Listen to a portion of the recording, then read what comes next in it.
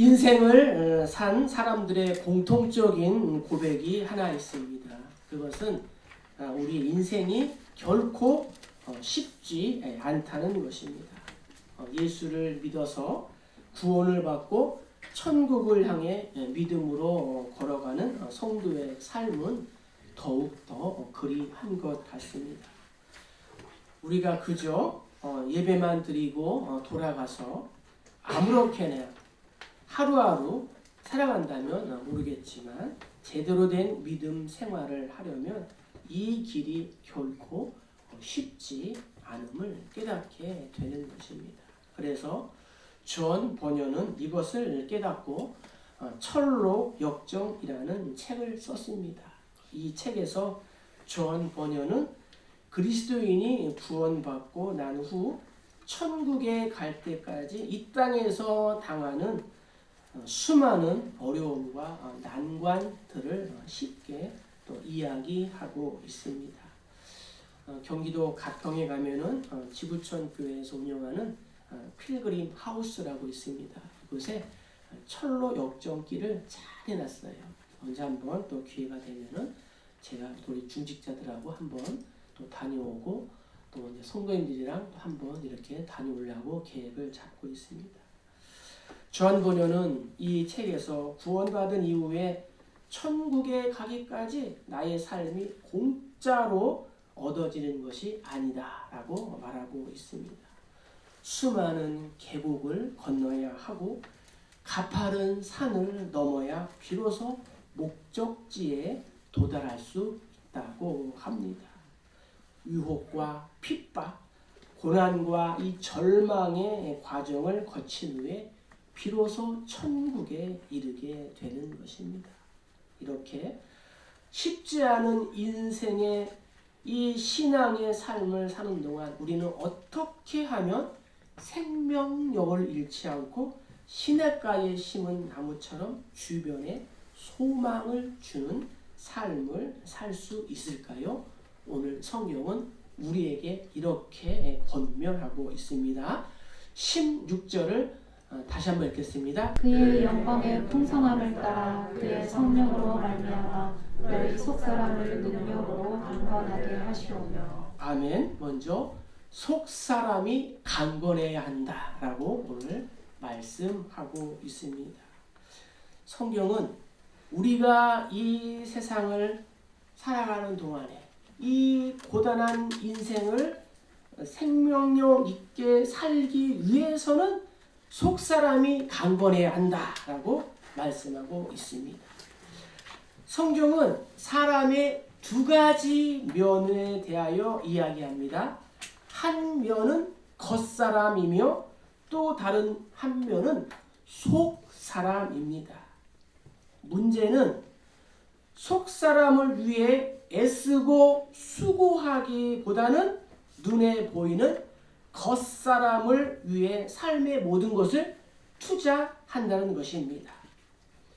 요즘처럼 건강에 관심이 많은 때도 없는 것 같습니다. 사람들은 건강을 위해서 투자를 아끼지 않습니다. 많은 사람들이 얼마나 육신을 잘 가꾸려고 노력을 하고 있습니까? 닦고 씻고 바르고 먹고 고치고 쌍수를 하고 최근에는 아예 몰라볼 정도로 하나님도 몰라볼 정도로 얼굴 리모델링을 합니다. 좋은 음식을 먹고 또 운동도 하고 건강 보조 식품도 챙깁니다. 그런데 과연 무엇이 우리의 건강을 좌우할까요? 의학계의 연구에 따르면 음식과 운동이 우리의 건강에 미치는 영향은 25%밖에 되지 않는다고 합니다. 그러면 우리 건강을 좌우하는 나머지 75%는 무엇일까요? 무엇보다 우리의 마음, 즉 속사람이 중요하다는 것입니다. 속사람이 얼마나 중요하면 우리의 이 건강까지도 좌우한다고 말하고 있습니다. 의사들은 우리 몸에 병균이 침입해서 병에 걸리는 것이 아니라 침입한 이 병균을 막는 면역 체계가 저하될 때에 병에 걸린다고 합니다. 그럼 어떠한 경우에 우리 면역 체계가 약화되어 병균을 막아내지 못하고 병에 걸릴까요? 세 가지 원인이 있습니다. 첫째는 충격입니다. 사랑하는 사람을 갑자기 잃거나 사업이 기울고 실직했을 때 등 이 충격을 받아 면역력이 약화된다고 합니다. 두 번째는 외로움입니다. 고독입니다. 사람들은 수많은 사람에게 둘러싸여 있지만 친밀한 관계가 없다는 거예요. 혼자라는 거예요. 그래서 군중 속에 고독이라는 말이 생겼어요. 고민을 이야기하거나 기도를 부탁할 사람이 없어요. 모든 것을 홀로 해결해야 합니다. 그래서 면역 체계가 약화된다는 거예요. 마지막으로 세 번째는 상실입니다. 어느 날 갑자기 살기가 싫어졌어요. 삶의 의미를 상실합니다. 사는 것이 허무하게 느껴지고 삶의 의욕이 상실할 때에 몸의 면역력이 약화돼서 병에 걸린다고 합니다. 자, 이 세 가지의 의미가 무엇일까요? 모두 나의 겉사람이 아닌 속사람과 관계된 것입니다. 그러니까 우리의 속사람이 나약해질 때에 건강조차도 유지하기 힘들다는 것입니다. 따라서 나의 삶에 생명력을 불어넣는 것은 겉사람이 아니고 속사람이다라는 거예요. 우리가 살다 보면은 화가 날 때가 있습니다. 물론 누군가 내 마음에 이 불을 지르기도 합니다. 분명히 원인이 있습니다. 공갈도 하고 사기도 치고 거짓말도 하고 돈을 빌려가고 갚지도 않고 왕따를 시키고 질병에 걸리는 등 여러 가지 원인이 있습니다. 그런데 누군가가 이렇게 나를 화나게 하고 마음에 불을 지를 때에 내가 속사람을 강하게 했습니다. 그러면 분노에 지지 않고 환경에 넘어지지 않고 속 마음이 넓히고 속사람이 단단해져서 그 순간을 이기게 되는 것입니다. 오히려 내가 예전 같으면은 열이 받아서 이 뚜껑이 열렸을 텐데 속 아리를 했을 텐데 내 믿음이 이렇게 자랐구나. 내 속사람이 이렇게 강건해졌구나. 내가 이 순간을 넘기다니 하고 마음에 큰 기쁨이 생기게 되는 것입니다. 그러므로 무엇이 중요합니까? 내 마음에 불을 지른 사람이 중요합니까? 아니면 내가 처한 환경이 중요합니까? 아니에요. 내 속사람이 훨씬 중요한 줄로 믿습니다. 성경은 어디에나 환경을 강조하지 않습니다. 하나님은 언제나 속사람을 강조하셨습니다. 주변을 보세요. 모두가 부러워할 만한 이 건강과 이 환경을 가졌음에도 불구하고 비극적으로 삶을 마감하는 사람들이 얼마나 많이 있습니까? 얼마나 많이 보셨습니까? 건강한 육신과 높은 지위, 명예와 학벌, 물질도 남부럽지 않게 가졌지만 그럼에도 불구하고 불행하게 자신의 생을 마감하는 거예요. 왜 그래요? 오늘 성경은 분명하게 말씀하고 있습니다. 너의 속사람이 약해서 그렇다. 그래서 속사람을 강건하게 하라는 것입니다. 그런데 어떤 사람은 도무지 감당할 수 없을 것 같은 어렵고 힘든 고난의 환경 속에서도 자신의 아름다운 삶의 꽃을 피워내는 거예요. 열매를 맺히는 거예요. 왜 그래요? 속사람이 강건해서 그렇습니다. 여러분들도 잘 알 겁니다. 지선아 사랑해 라는 책이 있습니다. 이 책의 저자는 미모의 명문 대생이었습니다. 그런데 꽃다운 나이에 불의의 사고를 당해 얼굴이 망가졌습니다. 인생의 전부를 다 잃었습니다. 그렇게 예쁘던 얼굴이 흉측하게 변하고 건강도 잃어버린 상태에서 어떻게 행복한 삶을 살 수 있겠습니까? 그러나 그녀는 그 불행한 가운데서도 아름다운 꽃을 피웠다는 거예요. 아름다운 열매를 피웠다는 거예요.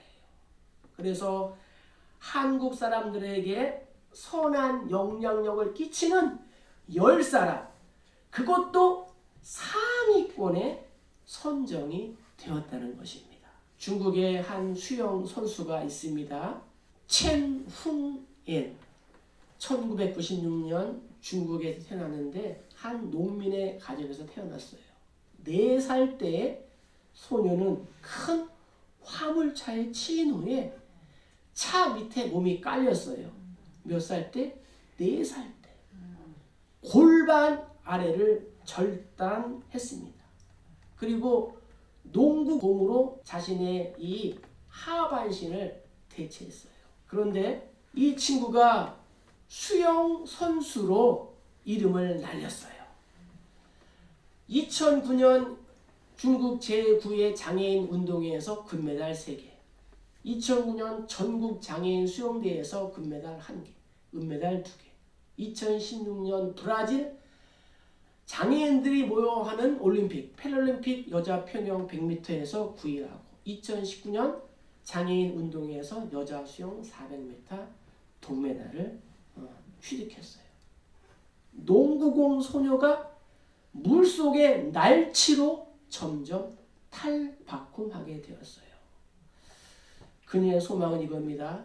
장애인 친구를 도울 수 있는 일을 하고 싶습니다. 그들이 삶의 용기를 가질 수 있기를 바랍니다. 행동으로 인생의 가치를 증명하고 사회에 환원하며 자아를 성취했으면 좋겠습니다. 라고 고백을 했습니다. 성경은 이렇게 말합니다. 마음이 굽은 자는 복을 얻지 못하고 혀가 패역한 자는 재앙에 빠지느니라. 마음의 즐거움은 양약이라도 심령의 근심은 뼈를 마르게 하느니라. 아멘. 지선아 사랑의 저자 또 중국 장애인 수영 선수 모두 겉사람보다 속사람이 강건한 줄로 믿습니다. 우리 모두 겉사람보다는 속사람이 강건해야 될 줄로 믿습니다. 우리의 속사람이 약하니까 입을 뒤집어 쓰고 있는 거예요. 여러분, 마음 먹기에 달려 있습니다. 내가 아프다, 죽겠다, 못한다, 안 된다 하면은 정말 아프고 못하고 안 되는 거예요. 박 대통령과 현대건설에 정말 큰 일을 감당한 정주영 회장님이 늘 하는 말이 있어요. 어떤 말인지 아세요? 임자, 해봤어? 해봤냐? 하지도 않고 못한다, 안 된다, 하지 말라는 거예요. 예수 믿지 않는 사람도 그렇게 하는데 하물며 예수 믿는 우리 모두 오늘부터 아프다, 못한다, 안 된다, 어렵다 이러한 부정적이고 또 원망과 불평이 섞인 이러한 말은 우리의 입에서 나오면은 안 될 줄로 믿습니다. 자, 오늘 속사람, 나의 속사람이 강건해지는 비결이 성경에 있어요. 여러분 16절 보세요.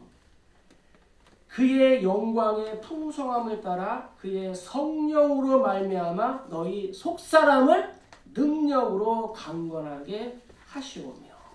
무슨 말씀이에요? 우리가 성령으로 충만할 때에, 성령의 능력을 받을 때에 나의 속사람이 강건해지는 줄로 믿습니다. 바울은 이렇게 고백합니다. 그러므로 우리가 낙심하지 아니하노니 우리의 겉사람은 낡아지나 우리의 속사람은 날마다 새로워지느니라. 아멘. 성도님들, 내가 가지고 있던 것을 빼앗겨서 충격을 받았습니까?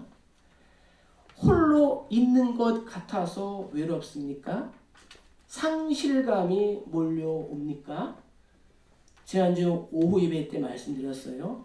하나님은 나에게 4분의 1은 가져가더라도 얼마가 남았다고요? 4분의 3은 남아있지 않느냐, 이렇게 우리에게 말씀해 주셨습니다. 우리에게 아직까지 4분의 3은 남아있는 줄로 믿습니다. 성령으로 나의 속사람을 강건하게 하면은 모든 상황과 환경 속에서 넉넉하게 이기게 될 줄로 믿습니다. 자, 두 번째 17절 읽겠습니다. 믿음으로 말미암아 그리스도께서 너희 마음에 계시게 하시옵고 너희가 사랑 가운데서 뿌리가 박히고 터가 굳어져서. 아멘. 같은 말씀이 골로새서에 있는데요. 그러므로 너희가 그리스도 예수를 주로 받았으니 그 안에서 행하되 그 안에 뿌리를 박으며 세움을 받아 교훈을 받은 대로 믿음에 굳게 서서 감사함을 넘치게 하라. 어떻게 해야 생명력 있는 삶을 살아가요? 두 번째는 그리스도를 내 마음의 보좌에 모셔야 한다는 거예요. 박 목사 말이 아니에요. 성경에서 말씀하고 있습니다. 예수를 내 마음의 보좌에 모셔야 한다. 우리는 믿음으로 그리스도를 우리 마음에 계시도록 해달라고 기도해야 될 줄로 믿습니다. 예수 그리스도를 내 마음의 보좌에 모셔야 합니다. 에베소 성도들은 모두 예수님을 믿었습니다. 그런데 왜 바울은 예수님이 이미 마음에 들어와 있는 에베소 성도들을 향하여 예수께서 너희들 마음에 계시게 해달라고 기도하게 했을까요? 신학자인 찰스 하지는 이렇게 말했습니다. 이것은 그리스도의 내주 정도를 나타내는 것이다. 그러니까 예수 그리스도께서 내 마음에 많이 거주하게 하시느냐, 그렇지 않느냐, 그것을 말하는 거예요. 헬라어에 내주한다는 말은 이 두 가지가 있습니다. 파라이케오, 나그네가 길을 떠나기 위해서 하룻밤 잠시 혹은 며칠 동안 머무는 것이 파라이케오예요. 그런데 잠시 머무는 것이 아니라 어떤 곳에 영원히 살 때 사용하는 단어가 카토이케오라는 단어인 것이에요. 여러분들에게 중요한 말씀을 제가 했습니다. 이 두 가지 파라이케오와 카토이케오, 이 자세는 많이 다릅니다. 이민자들은 외국은 우리보다 환경이 좋고 먹을 것도 좋고 경치도 좋은데 한 가지 불편한 점이 있다면 그것은 자기 집같이 살지 못한다는 거예요. 미국에 살면서도 아침에 일어나서 컴퓨터를 켜고 맨 처음 보는 것이 한국 신문이라는 거예요. 한국 소식. 미국에 사는 사람들이 이 한국과 무슨 상관이 있을까요? 그들의 삶은 이런 거예요. 마치 의자가 있는데 이 등을 의자에 대지 못하고 의자 끝에 엉덩이만 살짝 걸치고 있는 것과 같은 모습으로 비유할 수 있다는 거예요. 자리에서 일어날 사람처럼 늘 불안해 보인다는 것입니다. 그러니까 예수님을 모신 내 마음도 그렇다는 거예요. 예수님이 편안한 안방같이 내 마음의 보좌에 앉아 계실 수도 있고 구석방으로 쫓겨난 손님처럼 불안한 자세로 앉아 계실 수도 있다는 것입니다. 그래서 바울은 어떻게 해야 예수님이 내 마음의 보좌에 편안하게 앉아 계실 수 있을까요? 그것은 한 가지. 17절 보세요. 믿음으로 말미암아 그리스도께서 너희 마음에 계시게 하시옵고. 무엇으로요? 믿음으로.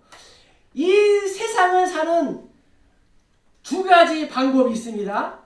하나는 믿음으로 사는 것이고 하나는 내 소견대로 사는 것입니다.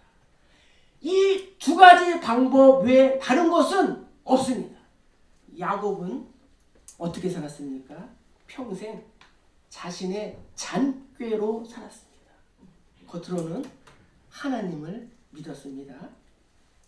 예배도 드리고 찬양도 드리고 서원도 하고 11조로 드렸습니다. 신앙생활을 안 한 것이 아니에요. 그러나 야곱은 마음속에 늘 카드 하나를 품고 다녔어요. 바로 히든 카드였어요. 믿음으로 살다가 급해지면 언제나 자기의 방법을 사용할 준비가 되어 있던 사람이 바로 야곱이었다는 거예요. 그래서 필요하면 히든 카드를 꺼냅니다. 필요하면 속임수를 쓰고 필요하면 거짓말도 합니다. 교회에 나와서 예배를 드리지만 세상으로 나가면 온갖 수단을 다 동원하여 쓰는 사람이 바로 누구였어요? 야곱이었다는 거예요. 한마디로 정의하면 그는 꾼이었다는 거예요. 뭐였다고요? 꾼. 여러분, 꾼 앞에 붙이는 형용사가 있어요. 좋은 말일까요? 거시기한 말일까요? 맞아요. 거시기한 말이 꾼 앞에 있어요. 그의 마음속에, 야곱의 마음속에 예수님이 어떻게 편안하게 거하실 수 있겠습니까? 야곱이 그랬다는 거예요. 그가 말년에 바로왕이 물었습니다. 그대는 나이가 어떻게 되는가? 내가 보기에는 한 300살쯤 되어 보이는구려. 그때 야곱의 나이가 몇 살이었어요? 130살? 야곱은 이렇게 대답합니다.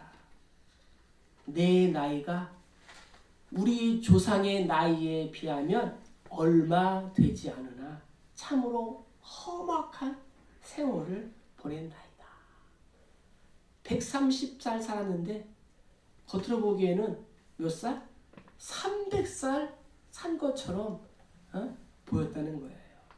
믿음으로 살지 않는 자의 결과가 이것입니다. 우리 명심해야 합니다. 자, 우리 베드로전서 4장 10절 말씀부터 한번 읽을까요? 각각 은사를 받은 대로 하나님의 여러 가지 은혜를 맡은 선한 청지기 같이 서로 봉사하라. 만일 누가 말하려면 하나님의 말씀을 하는 것 같이 하고 누가 봉사하려면 하나님이 공급하시는 힘으로 하는 것 같이 하라. 이는 범사의 예수 그리스도로 말미암아 하나님이 영광을 받으시게 하려 함이니. 아멘. 하나님이 말씀하시는 것 같이 하고 하나님이 공급하시는 힘으로 하는 것 같이 우리가 해야 될 줄로 믿습니다. 은사는 하나님께서 주신 것임을 우리가 분명히 알고 청지기처럼 겸손하게 하나님이 공급하시는 힘으로 하는 저와 여러분 되기를 주의 이름으로 축복합니다. 그래서 우리가 지난주부터 수요일날 청지기 학교를 시작했어요. 청지기 학교. 그래서 12주 동안 할 건데 10주 참석하시면은 수료증도 주고 선물도 주려고 합니다. 수요일 날 우리가 또 시간을 내셔서 오시기를 부탁드립니다. 자, 예수께서 내 마음의 보좌, 내 마음에 계신다는 무엇이에요? 내 마음의 보좌를 예수님께 양도하는 거예요. 내 인생의 운전대를 하나님께, 예수님께 내어드리는 것입니다. 예수님, 당신의 뜻대로 운전하십시오. 저는 따라가겠습니다.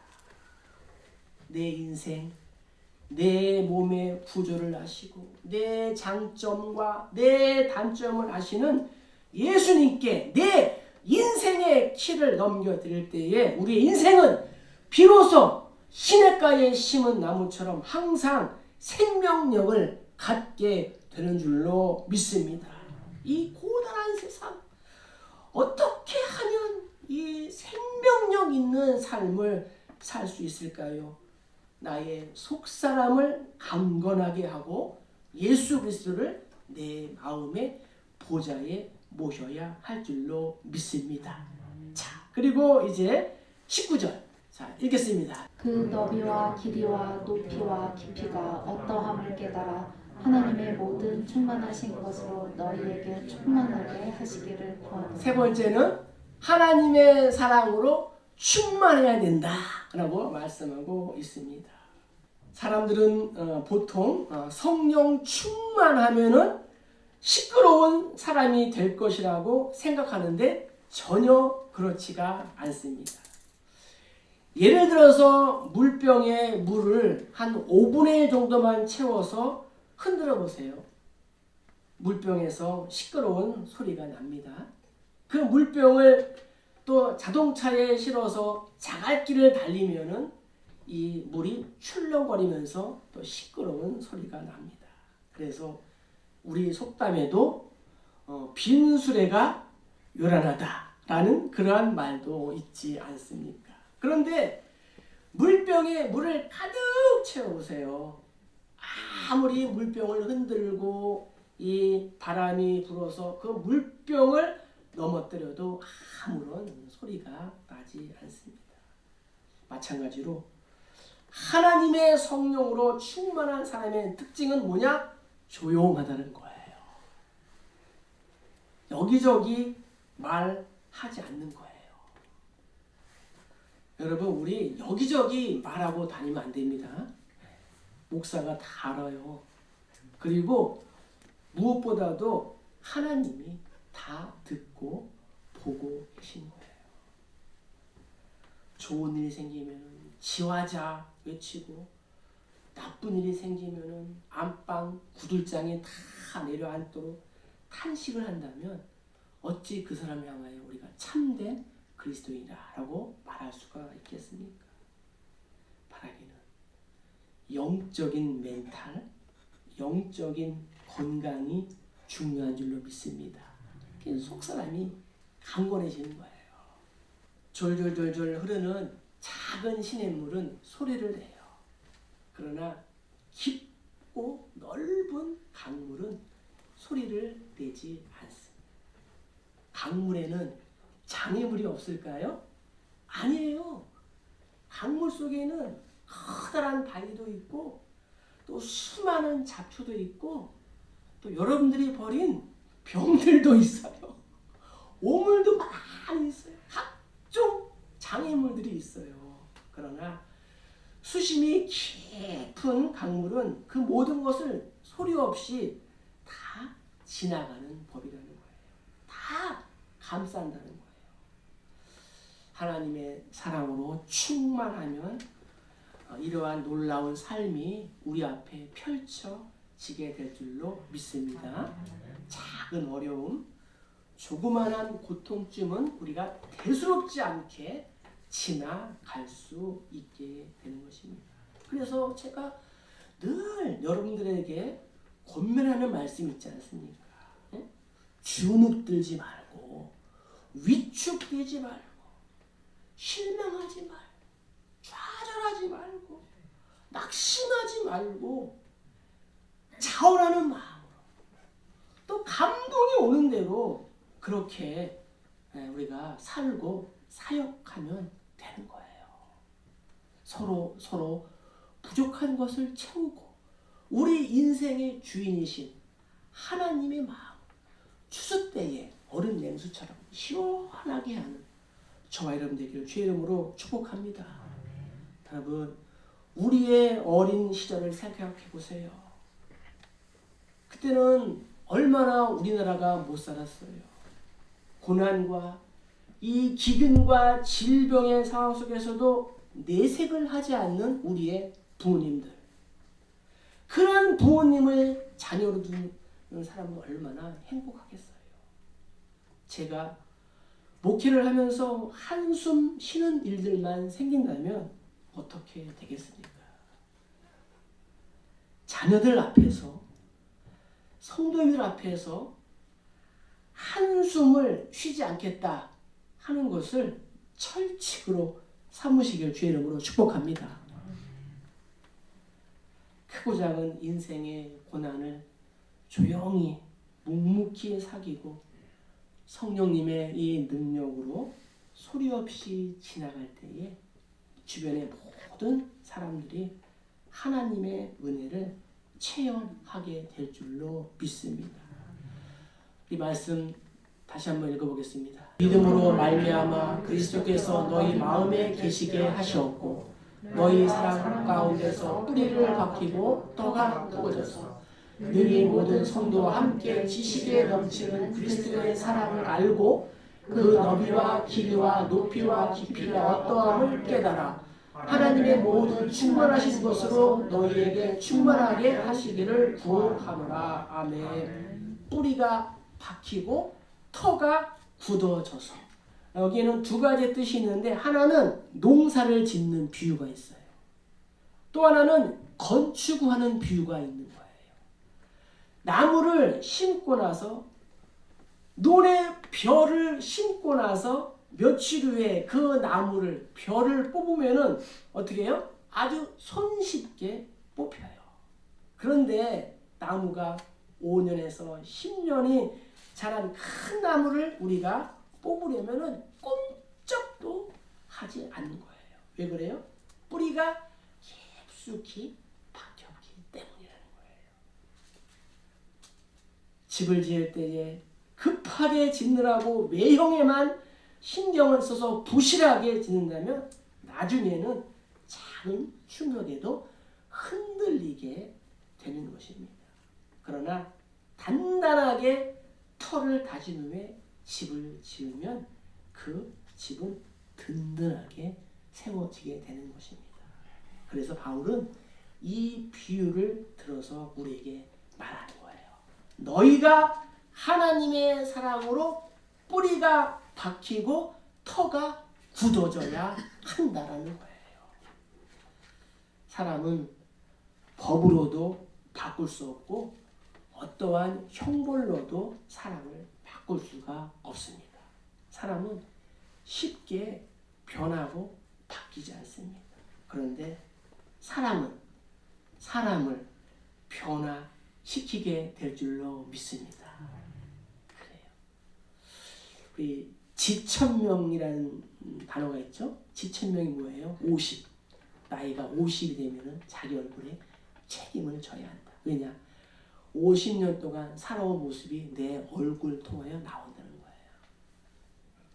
60이 되고 70이 되고 80이 되더라도 정말 우리가 곱게 아름답게 나이를 먹게 되기를 주의 이름으로 축복합니다. 하나님의 사랑으로 충만하면 이 세상에는 두 종류의 사람만 보인다고 합니다. 첫 번째 사람은 내게 사랑스러운 사람. 두 번째는 내가 사랑해야 할 사람. 그래서 바울은 이것이 내 힘, 우리의 노력으로 되지 않기 위해서 기도하라고 했어요. 14절에 이러므로 내가 하늘과 땅에 있는 각 족속에게 이름을 주신 아버지 앞에 무릎을 꿇고 빈다. 이렇게 말했습니다. 말씀 마칩니다. 하나님은 나의 약함을 다 아십니다.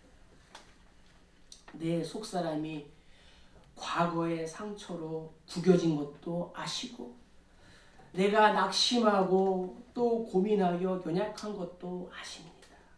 그래서 우리에게 말씀하시는 거예요. 은혜의 보좌 앞으로 나아오라. 하나님께 기도할 때마다 나의 삶이 변하고 또 바꾸어지게 될 줄로 믿습니다. 그래서 시편 기자는 이렇게 고백했어요. 사모하는 영혼에게 만족을 주시며 줄인 영혼에게 좋은 것으로 채워 주심이로다. 말씀을 마칩니다. 생명력 있는 삶을 살기 위해서 어떻게 해야 돼요? 나의 속사람이 강건해야 됩니다. 어떻게? 성령으로 충만하는 거예요. 두 번째는 그리스도를 내 마음의 보좌에 모시는 거예요. 나의 인생의 주인이 누구예요? 예수님이 되는 거예요. 그리고 하나님의 사랑으로 충만하는 거예요. 하나님의 사랑으로 충만하기 위해서는 우리가 어떻게 해요? 기도하는 거예요. 예배하는 거예요. 이 성탄의 계절에 나를 사랑하신 이 하나님의 사랑의 너비와 또 길이와 높이와 이 깊이를 한번 생각해보고 생명력이 있는 풍성한 삶을 나도 살아가고 이 삶을 우리 주변에 전하는 그러한 통로가 되시길 주님의 이름으로 간절히 축복합니다. 축복합니다.